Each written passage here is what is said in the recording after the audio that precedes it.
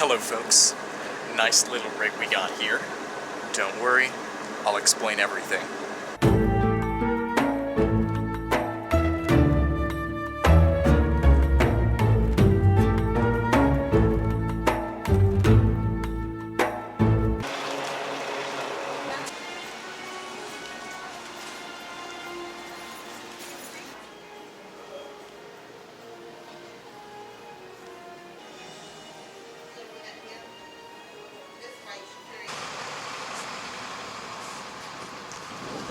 So I'm sure you have many questions. Where are we? What are we doing here? What is the purpose of our visit here? Maybe even why is this important? Well, I guess I could start by saying this. As we continue northward, we reach northern Kentucky. This is the region that's actually pretty close to Cincinnati, Ohio. And so culturally, this is sort of the least southern part of the state. But that doesn't mean the beliefs change very much. Kentucky as a whole is a very Christian and religious and traditionally conservative state. And that means it is the prime ground to witness one of America's weirdest, but also most interesting religious museums.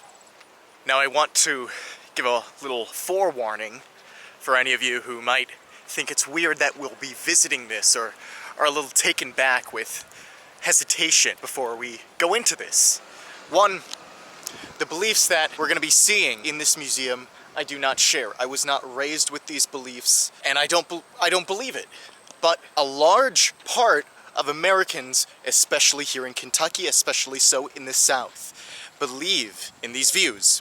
And so I think it's of the utmost importance that we take a look at the cultural significance of this place.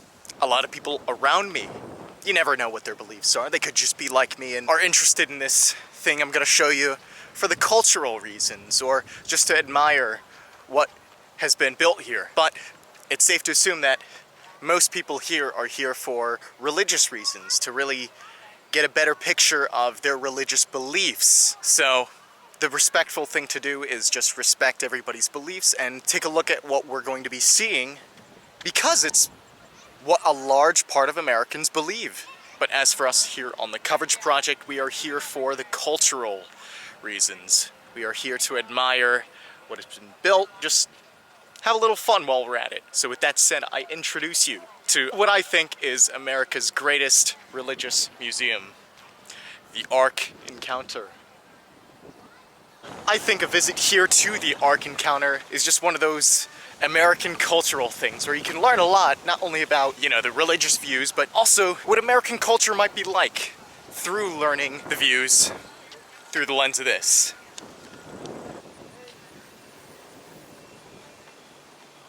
Just a little background so that we know why this place is here. In the Christian religion, there's a holy book, the Bible, that I'm sure many of you have either at least known about or have read it yourself. In the first book of the Bible, Genesis, there's a lot of content there, and the book describes how humanity came to exist. The creation myth, lots of stories about descendants and how people lived this long, but also in this first book describes the story of a flood. And the interesting thing is, countless cultures around the world have a flood myth where the world is flooded and humanity, or what remains of it, builds up from scratch. This is no different in the Christian religion. There is a flood myth, and the story goes that a man named Noah built an ark and put every single living animal on it, in addition to close family, and they started from scratch because humanity was beginning to be a bit corrupted. And so this ark saved what remained. For a story that's thousands and thousands of years old, it's probably hard to figure out, was this historically accurate? Was this just a myth? And that's what people all around the world with folklore try to determine what remained of it.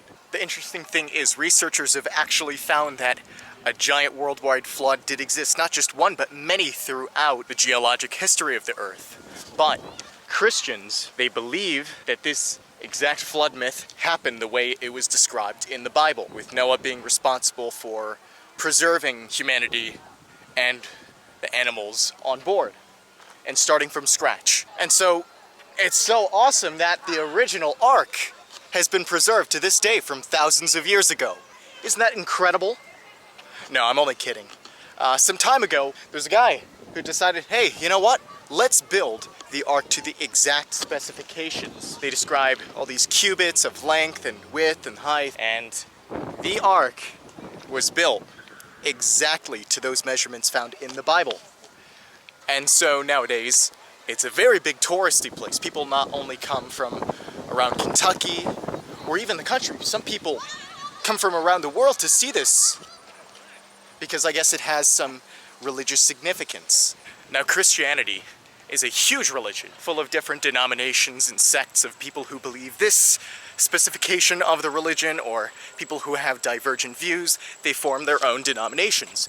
But in primarily the south of the United States, there are Baptist Christians who make up the majority, and many of those people believe in creationism. You've heard of evolution, but these people truly believe that the world was fundamentally created according to that book of Genesis in 7 days around 5,000, 6,000 years ago. And so, when you read the book of Genesis and you hear about the floods that happened, you truly believe in this. It must be a completely otherworldly experience. I'm sure it would mean a lot more to someone who believed in that truly, with all their heart, to see something like this, so grand a structure. I hate to compare it to a holy site because it's not really. This is only mere years old. It's nothing ancient. It doesn't hold a sense of religious history. But this was built to teach the Christian world about the religion and about the origin of humanity, as it were told in that Old Testament. Take a look at this monster of a boat. This was how the ark may have looked like in those biblical times. This was designed to be exactly as it was in the Bible. As impressive as it is to look at it, there is a whole inside, multiple floors, full of all these fun exhibits. I don't think my words can really do it justice. We really have to go inside. And that's what this video is about. We are going inside Noah's Ark, right here in Williamstown, Kentucky. Just a small town, but here in this town holds something very dear to many Americans, and more importantly, many Christians around the world.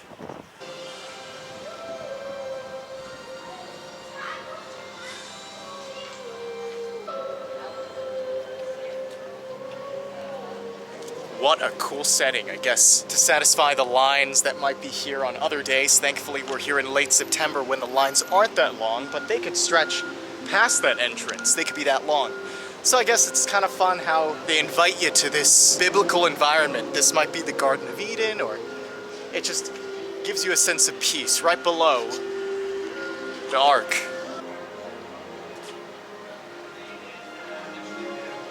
You can sort of hear like this, I don't know what to call it, Middle Eastern music, Egyptian music, because that's where a lot of the Old Testament takes place, in that holy land of Canaan and Israel and Egypt. So I guess they want to really invite you into this surrounding to make you feel like you are in that time, in that place.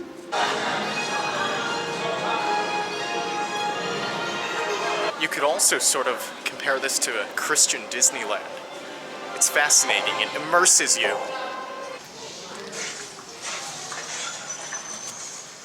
Each cage represents a pair of an animal species, a male and female, so they could breed and multiply, and I think that's what the Bible says, be fruitful, multiply. I guess that applies to all the animal species too.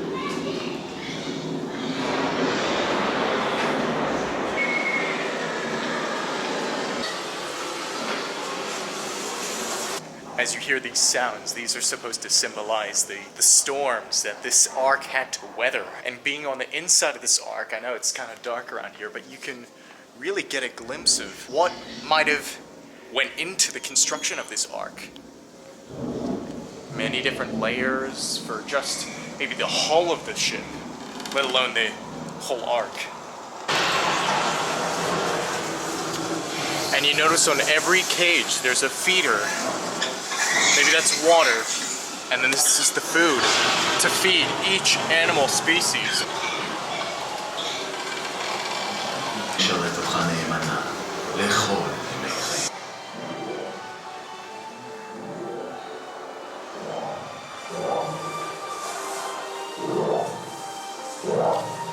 This is very interesting. So these creationist Christians believe that since everything was created mere 5,000, 6,000 years ago, that many extinct species that evolutionists believe just, were wiped off of the face of the planet, lived side by side with humans. So there is that conflict of theory.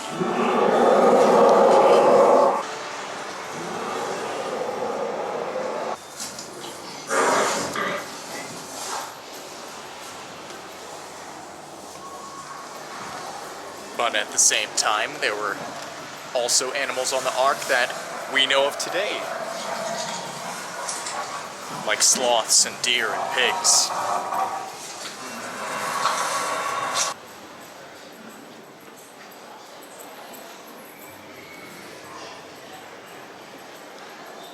I don't even need to fill background music in here. The music's already playing.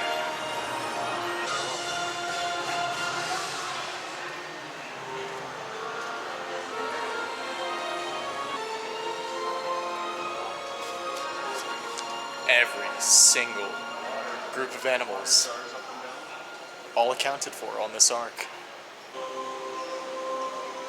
The great thing about this museum is that it not only describes that, hey, there's an ark here, but it also goes into the science of how this ark had to function, and goes into many different subjects like biology, engineering.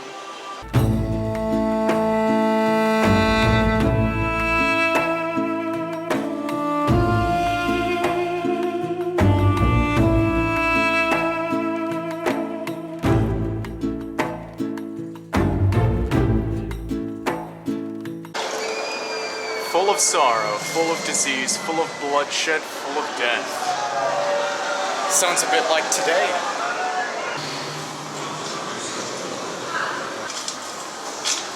So once again, some more living and extinct species on the ark.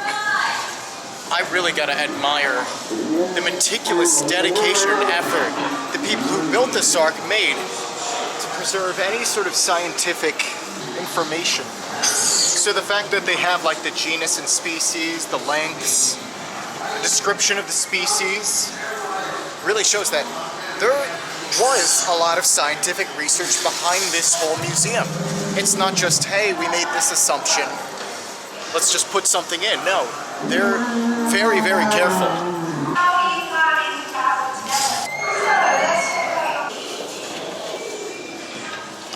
Frankly, some of these animals are just creepy looking. I guess we're not used to seeing real-life replicas of extinct species or species that are ancestors of the animals we see today.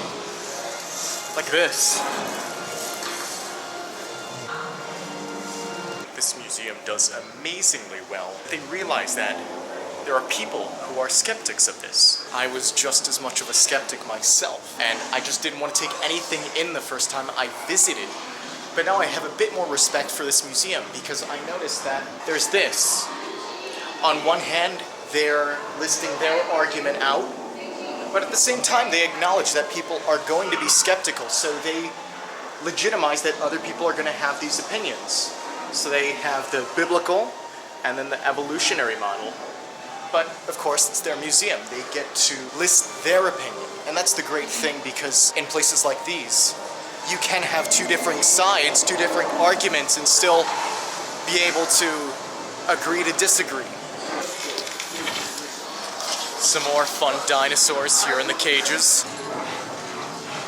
One might expect that you come here and all the exhibits are patronizing. That's not really what my impression of this was. It seems like they acknowledge that other people have different views, but at the same time, they're comparing other views to their views. And that's how it should be.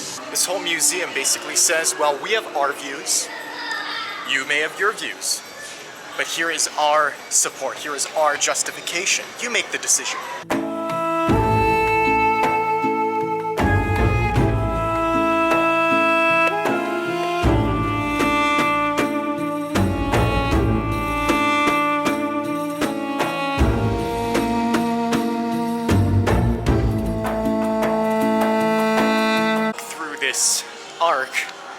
reminded of so many things, so many fields of study, linguistics, biology, engineering, that could be really explained with the Bible.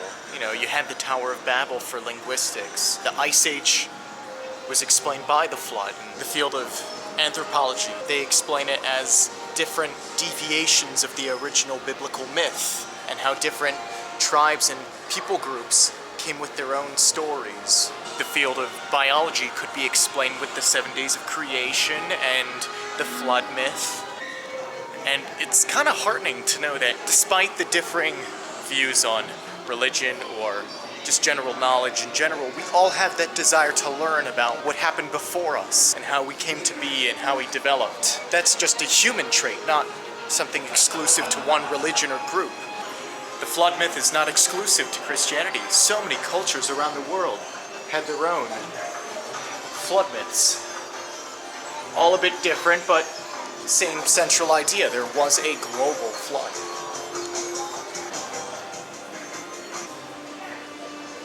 There's an additional part where it tells you the tale of the Bible, because the Bible is the most frequent book you'll find in the world. So it tells the tale of the Bible's journey, the languages it was translated in, and the adventures it went on through the world.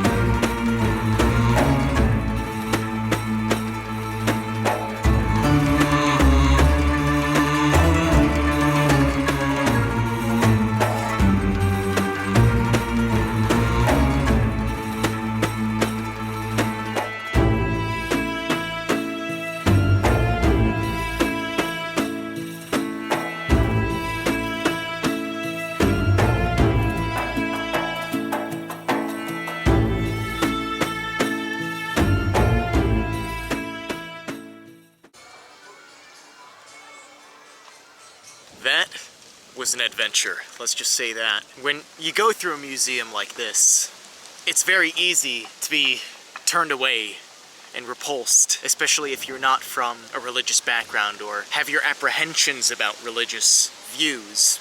And believe me, I get it. As someone who struggled with my own view and opinion on religion, I get it.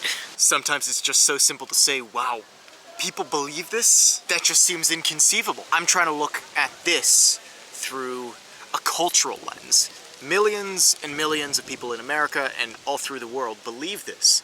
In the creationism stuff, in the fundamentalist view of Christianity. I think one of the worst things one can do is actively try to stay away and be ignorant of other worldviews. It is bliss. It's nice living in your own bubble, but it's also probably very important just for the sake of humanity to at least learn about other worldviews. I don't mean just looking at it and thinking to yourself all these patronizing things like, wow, they actually believe this? No, but to look through it from a lens of this is what people believe, and to respect and legitimize the people's beliefs. This is the exact way one can immerse themselves in culture and learn about the world, so they can further develop and strengthen their own worldview and become more confident in their own beliefs.